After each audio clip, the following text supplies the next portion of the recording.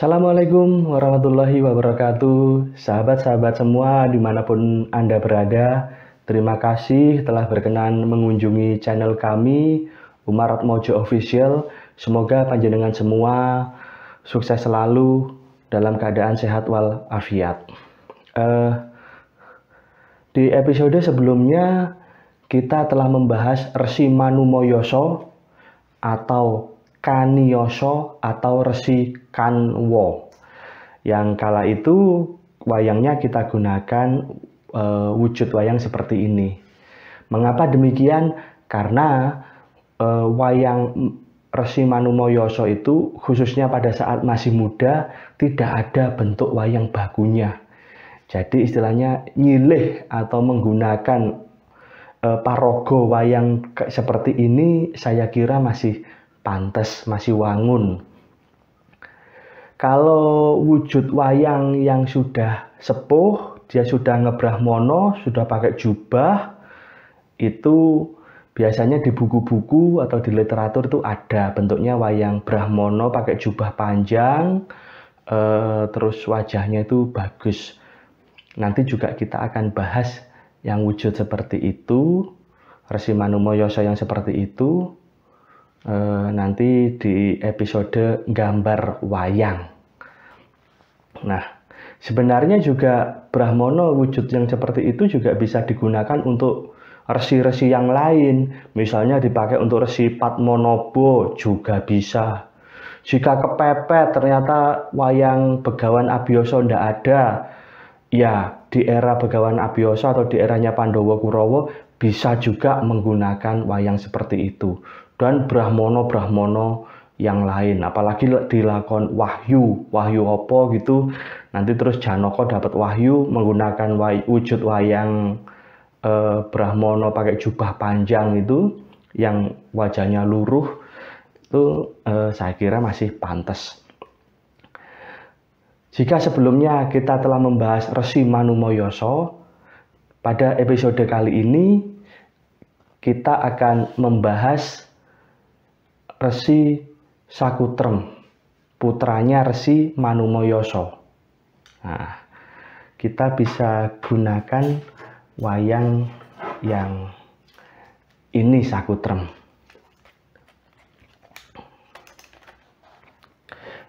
Ini kan mirip Janaka atau mirip Arjuna.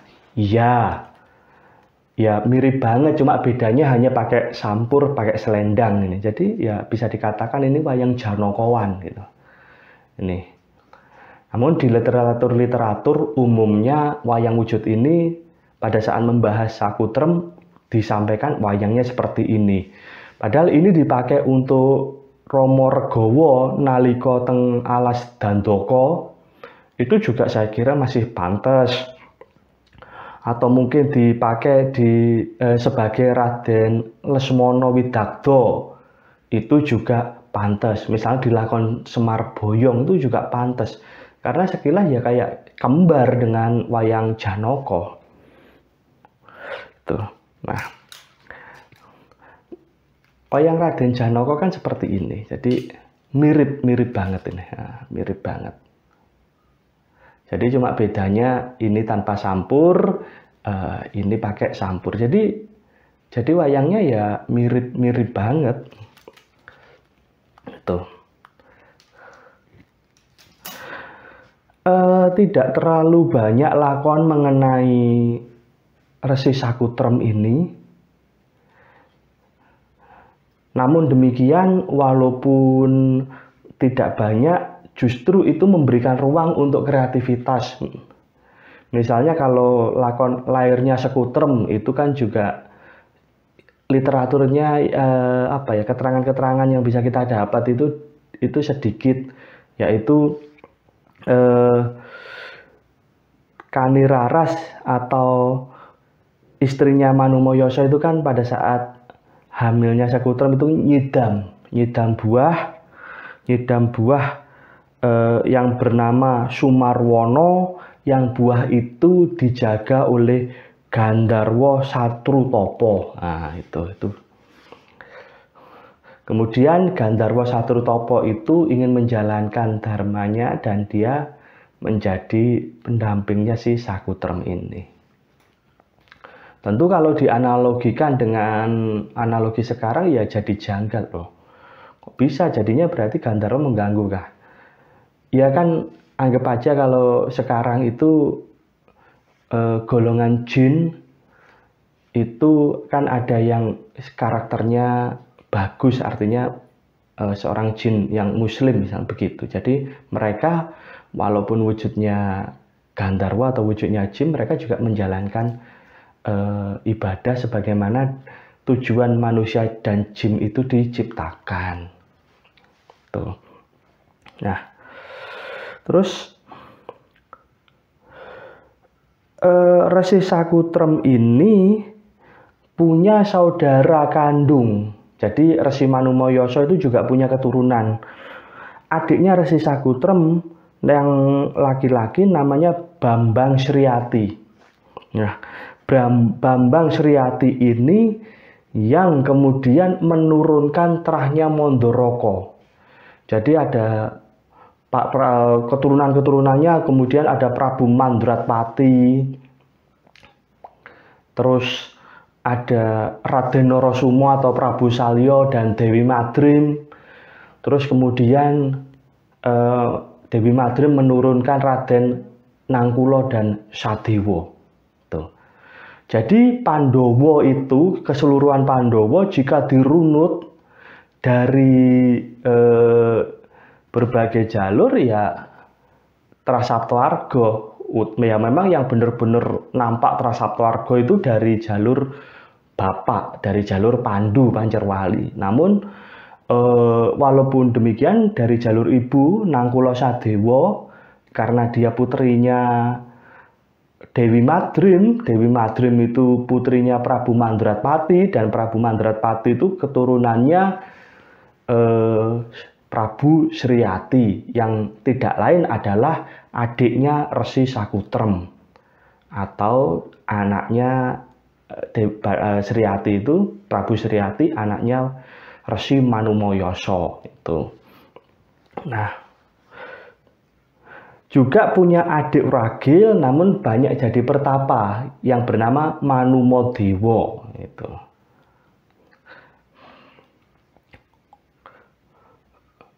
Loh, Brahmono itu apa sebenarnya? Kok ada tokoh wayang yang lebih condong hidupnya itu sebagai Brahmono atau Nyatrio yang akhirnya juga menjadi raja. Analogi sekarang itu kalau Brahmono itu seperti ulama, seorang yang ahli agama. Tuh. Jadi yang betul-betul mendalami ilmu keagamaan. Namun juga demikian ada yang mendalami ilmu keagamaan kan boleh juga dia masuk di pemerintahan, kan juga ada. Yang seperti itu yang biasanya disebut Satrio Brahmono. Dia juga sebagai seorang satria namun juga sebagai seorang brahmana. Seperti seorang kiai yang menduduki suatu jabatan politik tertentu, misalnya di era sekarang, ya analoginya seperti itu. Ya mohon maaf jika analogi itu kurang tepat. Namun maksud saya adalah menganalogikan seperti itu supaya mudah memahami loh. Di wayang tuh kok ada istilah Satrio Brahmono gitu. Ya itu. Apalagi ada gabungan yo Nyatrio yo Brahmono gitu. Contoh lain itu kan adiknya Sri Rama Wijoyo yang namanya Raden Lesmono Widakdo. Itu Satrio. Loh kok Satrio? Iya wong dia maju perang jadi senopati.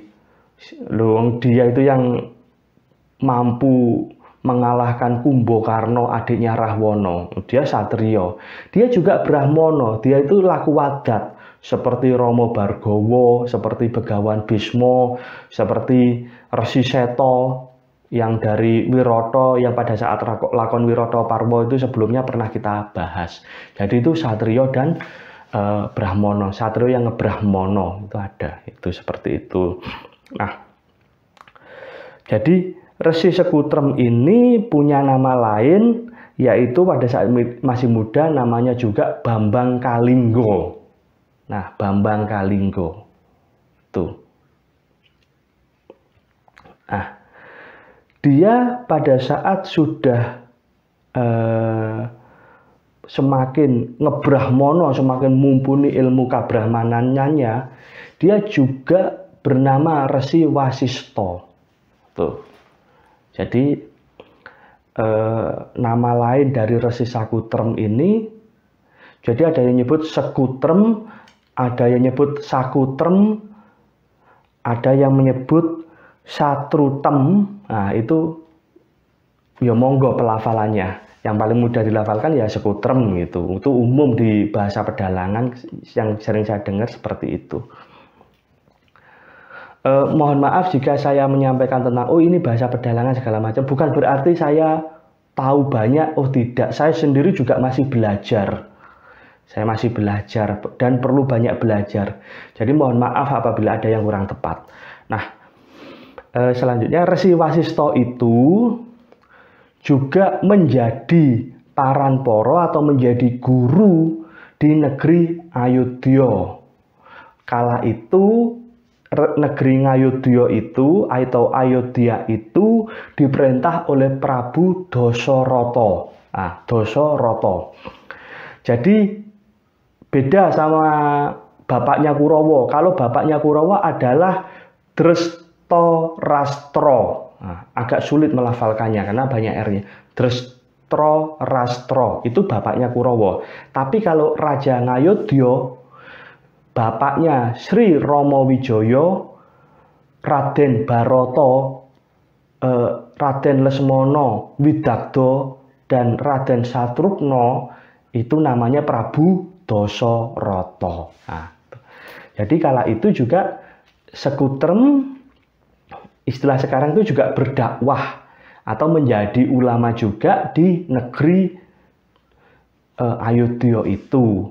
Oleh karena itu, maka Raden Regawa atau anak-anaknya Prabu Dasarata, keluarga kerajaan Ayodhya, itu pernah menjadi muridnya Resi Sakutrem ini. Yang di negeri Ayodhya namanya lebih kondang, namanya Resi Wasisto. Itu. Nah,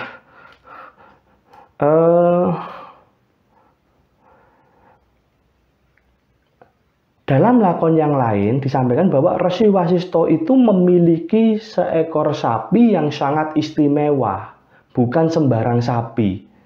Namun dipercaya bahwa siapapun yang meminum air susu sapi itu, maka dia bisa panjang umur. Ibaratnya itu seperti dewa gitu. Nah, sapi itu namanya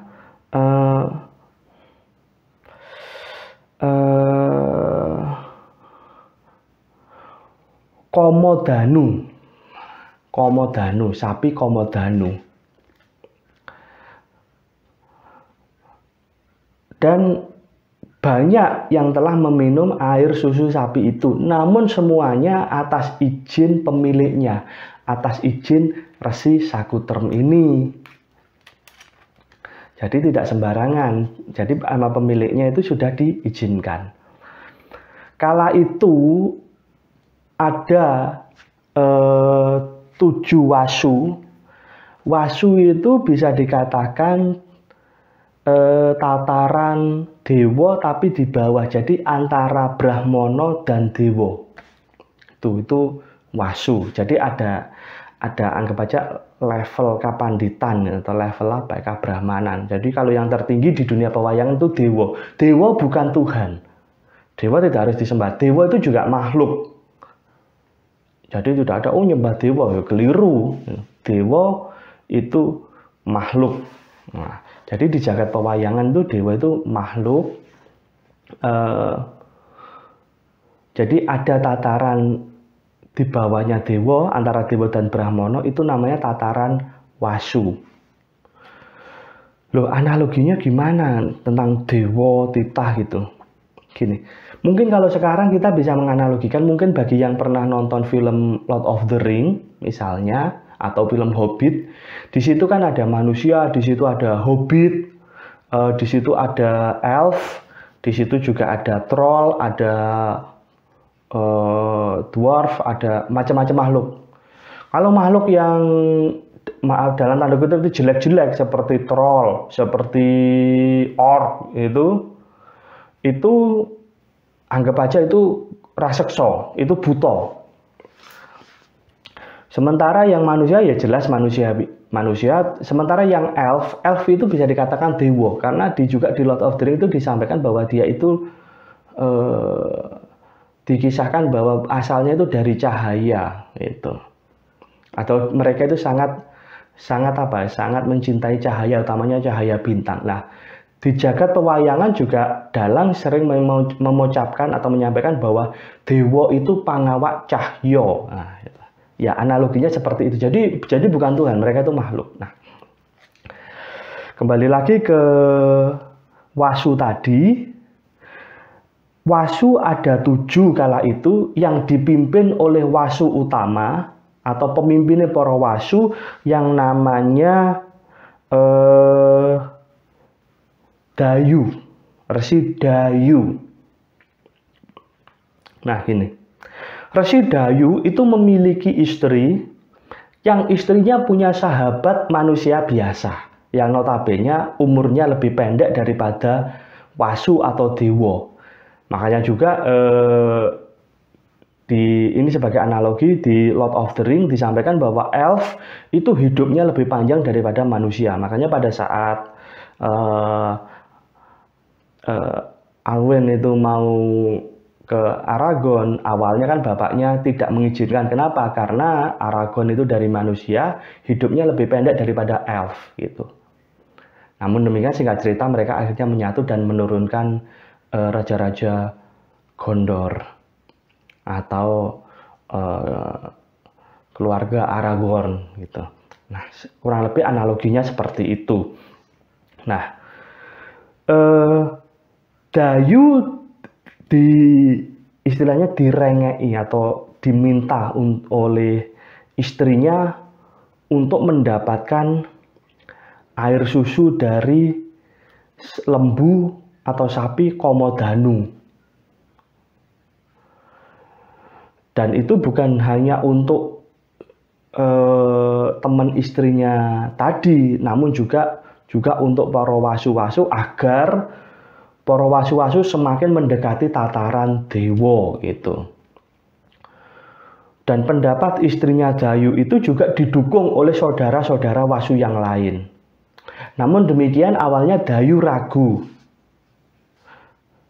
Namun karena desakan dan jika menunggu keikhlasannya Resi Sakutrem ini atau Resi Wasisto ini tidak jelas kapan ikhlasnya, maka mereka merencanakan untuk melarikan sapi itu sementara waktu.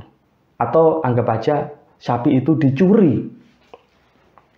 Sebenarnya tidak dicuri secara permanen, tapi supaya mereka punya waktu khusus yang lebih panjang dengan sapi itu sehingga seluruh wasu terus juga istrinya Dayu dan saudara atau sahabat istrinya Dayu yang manusia biasa itu sudah semuanya minum susu sapi Komodanu tadi. Sehingga cerita sapi dicuri. Begitu sapinya itu dicuri, Resi Wasisto marah dan mengutuk mereka bahwa mereka tidak akan mencapai kasuwargan tanpa penderitaan untuk dilahirkan kembali dan menyaksikan sakitnya kehilangan di dunia. Tuh. Nah, kutukan itu menjadikan para wasu itu terjerat, yang akhirnya ada lakon tersendiri. Wasu itu meminta tolong kepada Betari Ganggo atau Dewi Ganggo untuk berkenan menjadi ibunya. Singkat cerita, wasu atau pimpinan wasu yang namanya Dayu itu lahir menjadi manusia dan menyaksikan penderitaan kehilangan yang luar biasa. Manusia itu bernama Dewa Broto atau Begawan Bismo. Tuh. Nah, itu lakon seputar sapi Komodanu itu. Jadi kalau lakon seputar Resi Sakutrem. Yang pertama, lahirnya Sakutrem itu kalau dijadikan lakon pagelaran itu juga bisa rame dengan Gandharwa Satrutopo tadi. Mungkin kalau dibuat sabet perangnya itu awalnya Gandharwa Satrutopo itu tidak mengizinkan dan terjadi perang misalnya. Dan di situ bisa ditaklukkan oleh Resi Manumayasa, baru kemudian mau memberikan buah yang menjadi kekuasaannya itu yang bernama buah Sumarwono tadi, namun juga tetap masih meminta syarat, misalnya demikian, itu bisa. Lakon yang kedua ya lakonnya Resi Sakutrem atau Resi Wasisto ini kehilangan sapinya itu dan mengutuk Dewa Broto. Itu lakon yang kedua. Lakon yang lebih rame lagi itu lakon Resi Sakutrem ini jadi jagone Dewa. Nah, keberhasilan Resi Sakutrem menjadi jagone Dewa itu menjadikan Resi Sakutrem mendapatkan suatu hadiah seorang bidadari untuk menjadi istrinya yang bernama Bathari Nilawati. Dengan Bathari Nilawati itu kemudian lahirlah Bambang Sagri atau bapaknya Porosoro. Bambang Sagri itu adalah kakeknya Resi Abiyasa atau buyutnya Prabu Pandu atau canggahnya Pandowo. Karena Resi Sagri itu juga buyutnya Adipati Drestarasta, berarti juga canggahnya Kurawa. Gitu. Nah, jadi Resi Sakutrem ini menjadi jagonya Dewa untuk melawan siapa? Ya lagi-lagi lakon ini juga bisa dikatakan mungkin lakon carangan, cuma karena carangan sudah carangan lama sekali, maka ya dianggap sebagai lakon baku. Karena kalau di logika itu agak sulit. Namun ya untuk rame-ramenya pertunjukan, apalagi jika dalang itu sangat mumpuni, mampu menyelipkan pesan-pesan moral yang baik, ya kenapa enggak dijalankan aja lakon itu. Saya kira enggak masalah. Gitu. Lawannya adalah Prabu Kalimantoro dari negeri Nusohantoro. Nah, ini kan nama Nusohantoro kan bisa dikatakan itu seperti ini, Nusantara lah itu. Nusohantoro, ratune bernama Prabu Kalimantoro. Prabu Kalimantoro itu wayangnya seperti apa? Lagi-lagi tidak ada wayang baku. Bisa juga menggunakan wayang Romo seperti ini misalnya. Loh, apa wayangnya harus seperti ini Prabu Kalimantoro? Ya enggak. Namun wayang seperti ini dikarenakan sudah terkenal, ini biasa dipakai untuk Prabu Rama Wijaya, tapi juga kadang juga Prabu Rama Wijaya ada yang memakai wayang mirip seperti ini, mukanya hitam pakai sampur gitu, ada. Atau ini juga sudah image masyarakat itu biasanya dipakai untuk wayang Prabu Watu Gunung. Maka saya kira jika tidak ada wayang seperti ini, maka bisa menggunakan wayang Prabu Rama yang mirip.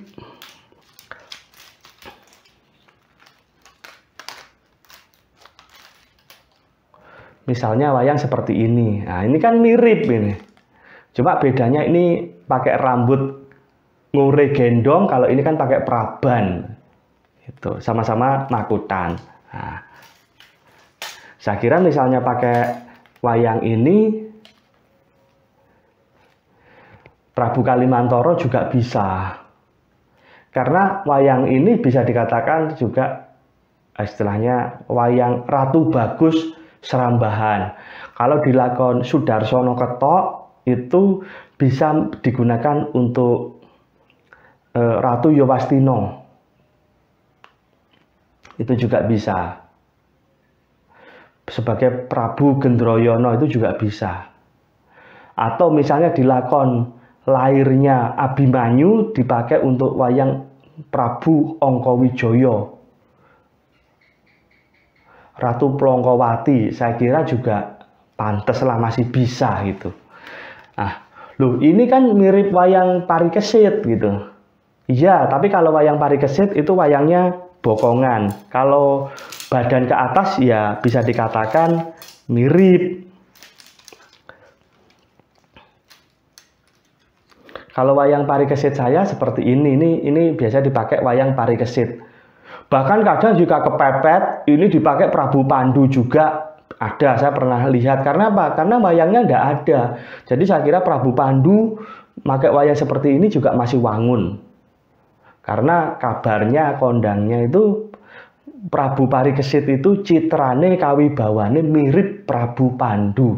Jadi misalnya Prabu Pandu kok wayangnya nggak ada, pakai wayang Parikesit seperti ini saya kira masih wangun. Jadi ya mirip itu. Cuma ini bedanya jangkah. Jadi ini jangkah, ini bokongan. Tuh. Jadi Prabu Kalimantoro pakai wayang ini saya kira masih wangun. Namun ada juga mungkin dalang yang kurang pas menggunakan wayang seperti ini. Misalnya, kenapa kurang pas? Karena kalau menggunakan wayang bagusan seperti ini, sementara lawannya itu seperti ini kalau perang itu nggak rame dalam artian nggak ada yang teriak, nggak ada yang kiprah, nggak ada yang kayak buto gitu loh, yang geru-geru. Nah itu juga apa ya? Kalau nggak pinter-pinter dalangnya nyabet ke wayang alus-alusan seperti ini supaya pagelaran itu tampak hidup, tampak regeng, ya itu nilai pertunjukannya jadi kurang. Jadi ini menghadapkan wayang ini dengan wayang ini supaya perangnya itu tampak heboh, tampak dahsyat, itu juga sulit gitu loh. Gitu. Jadi kalau perang kayak gini kan nggak ada yang teriak, nggak ada yang bengok istilahnya. Jadi kurang apa ya? Kurang rame gitu. Gitu. Nah, karena Prabu Kalimantoro itu juga tidak ada wayang bakunya, supaya misalnya lawannya Resi Sekutrem ini apa ya, polahnya kalau di Pakeliran itu bisa gidrah, bisa ya lebih dinamis, itu mungkin ya, ini pendapat saya yang sekali lagi mohon maaf jika kurang tepat, bisa menggunakan wayang seperti ini, misalnya kayak wayang Prabu Sumaling ini dipakai untuk Prabu Kalimantoro. Kalau ini kan guyu lakak-lakak terus kiprah gitu. Wah, itu kan masih pantas tuh dijogetke, itu kan masih wangun gitu. Nah, misalnya menggunakan wayang seperti ini Prabu Kalimantoronya, kok saya kira masih wangun. Loh, kok masih wangun atau masih pantas itu dasarnya apa? Gini, saya pernah melihat lakon Kikis Tunggorono, di mana yang menjadi Adipati Tunggorono itu adalah Adipati Kolowahono. Lah itu wayang Adipati Kolowahono juga tidak ada bentuk wayang bakunya. Saya pernah melihat di satu pertunjukan Kolowahono itu menggunakan wayang Romo, menggunakan wayang Romo yang wayang sejenis ini digunakan untuk Adipati Kolowahono, walaupun namanya Kolo. Jadi Kolowahono pakai wayangan bagus seperti ini, ya tidak masalah, pesan moralnya tetap kesampaian. Ada juga yang menggunakan wayang Butoraton. Butoraton kayak yang biasa dipakai Kumbakarna, itu juga no problem. Atas dasar analogi yang sama seperti itu, maka jika Prabu Kalimantoro, Ratu Nusohantoro itu menggunakan wayang raton atau menggunakan wayang Ratu Buto seperti ini, Atau mungkin jika seperti ini masih kurang gede lagi menggunakan buto raton seperti yang pernah kita bahas di episode buto raton, ya saya kira masih wangun aja karena nggak ada bentuk bakunya gitu. Lain kalau wayang bentuk bakunya kayak Werkudara, Gatotkaca, Janaka, Prabu Kresna, Prabu Baladewa, Prabu Duryudana, Sengkuni, itu kan bisa dikatakan wayang-wayang baku. Yaitu ya jangan nyilih wayang yang lain, nanti ya nggak patut.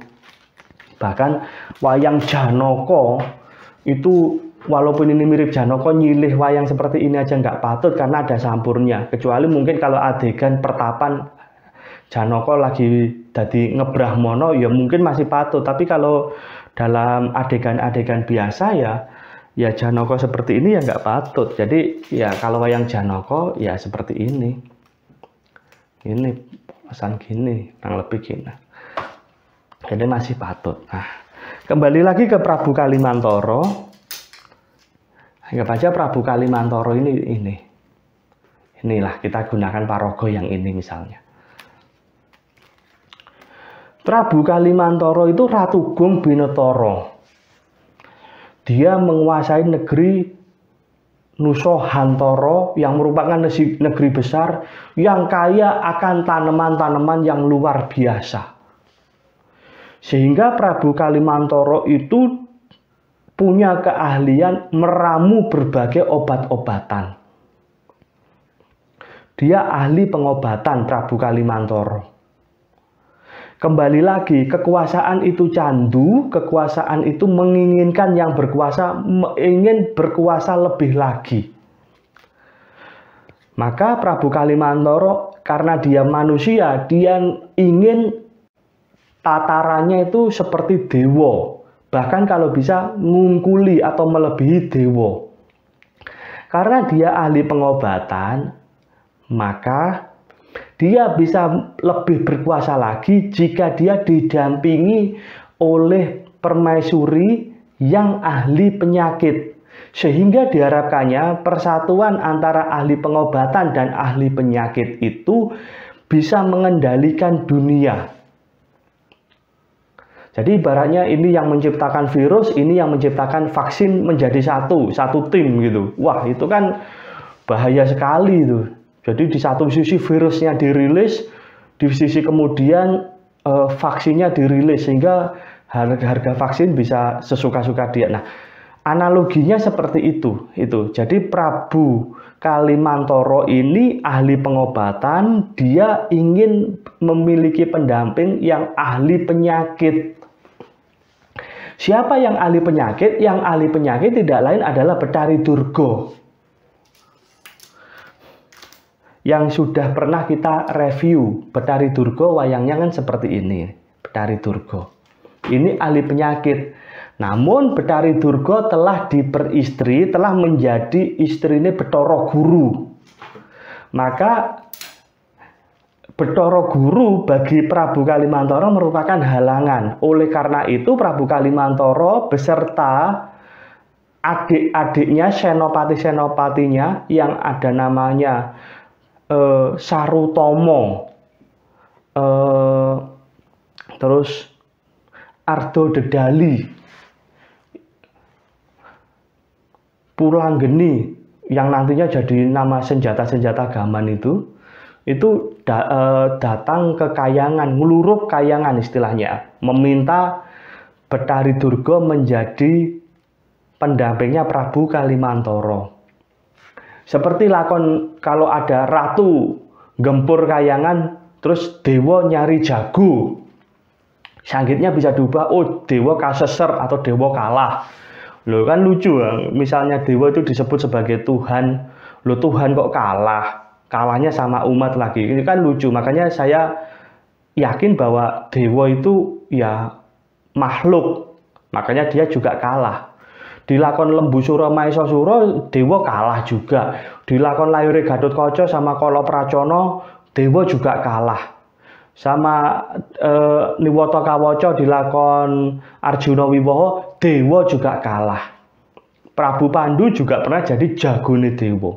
Jadi dewa itu makhluk, buktinya sering kalah. Banyak lakon yang menunjukkan bahwa dewa itu kayangan digempur, dewane kalah. Singkat cerita Prabu Kalimantoro ini beserta adik-adiknya, senopati-senopatinya gempur kayangan dan berhasil menjadikan dewa itu kewalahan. Nah, singkat cerita, dewa nyari jago, dan jagone dewa adalah dari pertapan Saptawarga, ya ini Sekutrem ini. Nah, kemudian Sekutrem ini kan tanding sama Prabu Kalimantoro ini, dan Sekutrem lebih unggul. Singkat cerita Prabu Kalimantoro beserta senopati-senopatinya itu bisa dikalahkan oleh Sekutrem.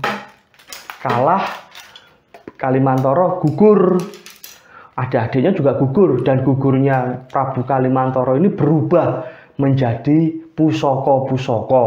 Nah itu. Nah, Prabu Kalimantoro itu berubah menjadi pusaka yang namanya Jamus Kalimasada. Biasanya bentuk ya penggambarannya seperti ini. Dan ini juga ada pembahasan khusus karena sebenarnya jamus itu artinya hitam. Tapi kok putih? Nah, ini perlu ada pembahasan juga. Jadi Jamus Kalimasada, kalau kata jamus itu sama dengan kata Kresna, artinya hitam. Tapi kalau di jagat pewayangan Jamus Kalimasada itu ya seringnya digambarkan putih seperti ini. Bukan hitam, warnanya putih. Nah, kemudian adik-adiknya Prabu Kalimantoro itu ya menjadi panah, misalnya Sarutomo menjadi panah. Ini ya bentuk panahnya terserah, pakai panah yang seperti apa, pokoknya panah itu. Misalnya pakai panah seperti ini juga enggak masalah itu.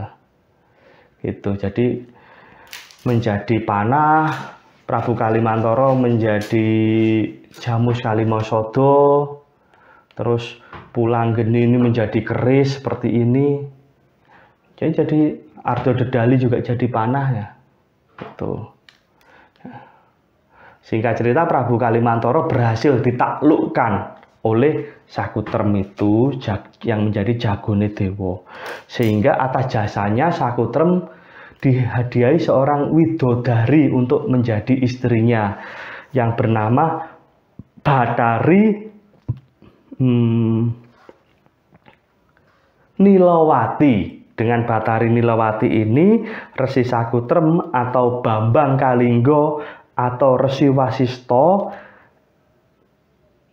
ini memiliki seorang putra yang bernama Bambang Sakri.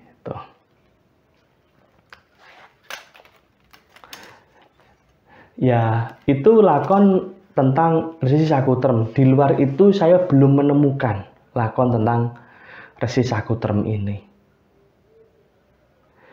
Dan lakon pewayangan itu kan yang lebih ngetren itu, yang lebih umum lakonnya Pandhawa Kurawa.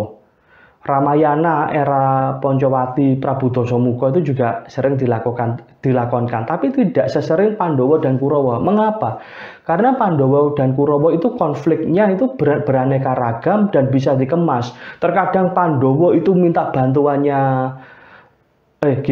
kebalik. Terkadang Kurawa itu minta bantuannya Pandhawa dan Pandhawa membantu, tapi di sisi lain itu Kurawa memusuhi Pandhawa dan belum lagi problem-problem yang lain. Dan di lakon Pandhawa Kurawa itu lawannya juga tidak harus dari tidak melulu atau tidak selalu dari golongan satria, tapi yaksa-yaksa atau ratu buta suruhan Prabu Duryudana itu juga bisa muncul gitu. Jadi dinamis banget kalau di lakon era Mahabharata. Tapi kalau di lakon era sebelum Begawan Abiyasa, di eranya Resi Parasara, Resi Sakri, dan Resi ini Sekutrem ini, Resi Manumayasa, tidak banyak lakon. Kalaupun ada lakon jadi jagone dewa, ya ujung-ujungnya menang, mudah ditebak gitu. Tapi kalau lakon Pandhawa dan Kurawa itu bisa, jika dalangnya pinter untuk meramu sanggit, penontonnya tidak bisa menebak, kesulitan menebak. Itu. Contoh ini, contoh saya pernah menyaksikan sendiri. Kala itu dalangnya Ki Purbo Asmoro. Lakonnya ya di era Mahabharata. Lakonnya apa? Lakonnya itu gini. Pertunjukan ini terjadi di satu kota yang jarak antara pertunjukan yang satu dengan yang lain itu nggak berjauhan. Mungkin sekitar jaraknya 1 minggu atau 2 mingguan lah. Nggak sampai hitungan bulan. Dan pertunjukan itu berada di jalur yang sejalur. Kala itu yang menggelar pertunjukan itu yang acara suatu perusahaan atau suatu instansi itu. Lakonnya itu tentang sesaji Raja Suya dan yang satunya tentang Pandhawa syukur. Pandhawa bersyukur. Nah itu kan sebenarnya sesaji Raja Suya sama Pandhawa syukur itu kan lakon yang sama. Namun karena hebatnya Ki Dalang di dalam meramu suatu sanggit, lakon yang sebenarnya sama persis di tempat yang berdekatan dengan jarak nggak jauh dan itu berada di jalur yang lurus lah. Jadi jaraknya nggak jauh, waktunya juga nggak berselang jauh, tapi bisa diramu dengan sanggit yang berbeda. Di tempat yang pertama diramu dengan mulai lahirnya Jarasandha. Tuh, sehingga ujungnya sampai lakon sesaji Raja Suya atau Jarasandha gugur, Ratu 97 berhasil dikeluarkan dari Kunjara, nyekseni sesaji Raja Suya dan seterusnya. Jadi diawali dibuka dengan lahirnya Jarasandha atau sejarah Prabu Jarasandha. Itu di tempat pertama. Di tempat kedua dimulai dengan babat Wonomarta atau babat Alas Mrentani. Bratasena mbabati alas ketemu Dewi Arimbi. Di situ Bratasena menikah dengan Dewi Arimbi. Kemudian Alas Wonomarta itu kemudian menjadi negara Ngamarta. Sebenarnya kan Alas Wonomarta itu yasane Bathara Endra yang ditutupkan tabir sehingga tampak umum itu seolah-olah seperti hutan, padahal itu keraton. Kapan Bathara Endra itu yasa negara Ngamarta itu bebarengan dengan Raden Barata mbabati alas Ingas membentuk negara Ngastina itu yang sudah kita bahas di sesi lakonnya Raden Barata. Nah, jadi di pertunjukan itu lakonnya sesaji Raja Suya dan Pandhawa syukur digarap dengan ramuan yang berbeda dan semuanya enak banget. Semuanya itu apa ya? Miraos atau semuanya itu bisa ndudut rasa. Nah, itu luar biasa. Dalang yang ahli bisa meramu sanggit walaupun lakonnya sama, meramu suatu konsep yang beda. Gitu. Kalau saya sebagai penonton yang bukan seorang ahli itu kan ya taunya sebagai penonton, nonton, menikmati kan gitu. Tapi kalau untuk menjalankan ya belum tentu bisa gitu.